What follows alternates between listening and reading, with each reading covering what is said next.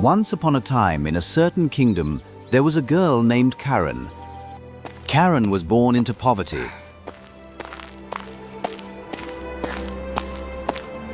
Her small bare feet had grown accustomed to the summer dust and gravel, as well as the biting cold of winter. However, fate smiled upon her when a wealthy and kind old lady passed by. She saw the poor girl and decided to adopt her. Karen's life changed overnight. From wearing tattered rags, she was now draped in silks and velvets. She rode in a gilded carriage and ate the most delicious foods. The old lady loved Karen like her own daughter, always giving her the very best. But instead of being grateful, a seed of ugliness sprouted in Karen's heart, vanity. Karen began spending hours in front of the mirror, caring only for her appearance. She gradually forgot her humble origins. One day, the queen traveled through the town, bringing along the little princess. The princess was dressed simply, but on her feet, she wore a pair of magnificent red shoes made of fine Morocco leather. Karen stood in the crowd, her eyes glued to those shoes. Oh, look at those shoes. I must have them. Only then will I be truly beautiful. Time flew by, and Karen reached the age for her confirmation ceremony. The old lady took her to the best shoemaker to have a pair of shoes made.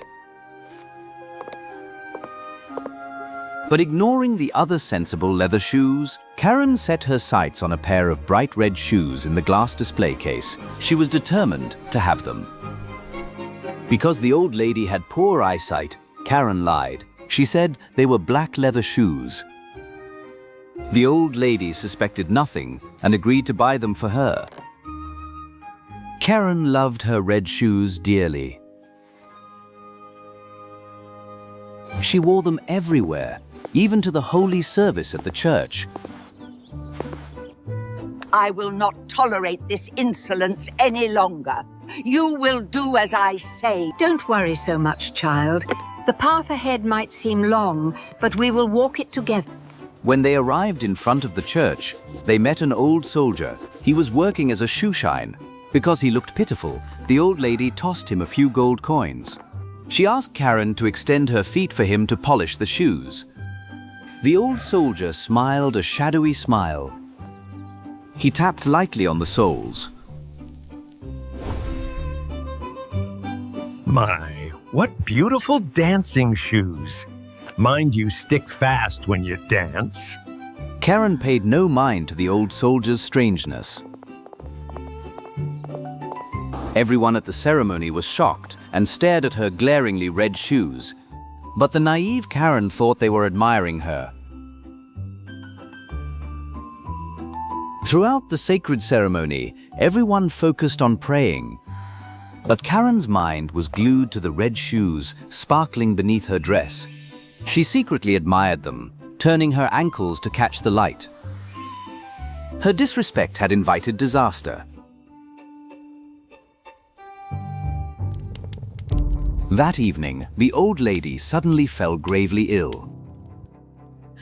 She lay paralyzed, her breathing weak, her forehead burning hot. Karen, water, please stay with me. I feel so weak. Karen worriedly brought a glass of water, but just then the doorbell rang. A servant brought in a magnificent gold-plated invitation. It was an invitation to the royal ball. Karen held the card, her hands trembling with excitement. This was the biggest ball of the year, but the old lady needed her care. A fierce internal struggle took place. She looked at the red shoes sitting on the shelf. They seemed to be glowing.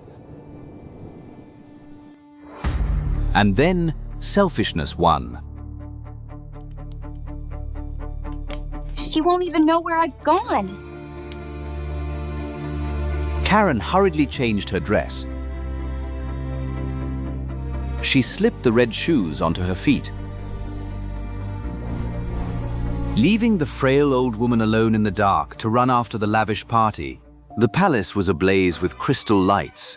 Melodious music filled the air. Karen entered like a princess. Every eye was drawn to her brilliant red shoes. She smiled triumphantly and stepped out onto the dance floor. But suddenly, before she could pose, her feet began to dance uncontrollably. They knocked together, then jumped to the left, then jumped to the right.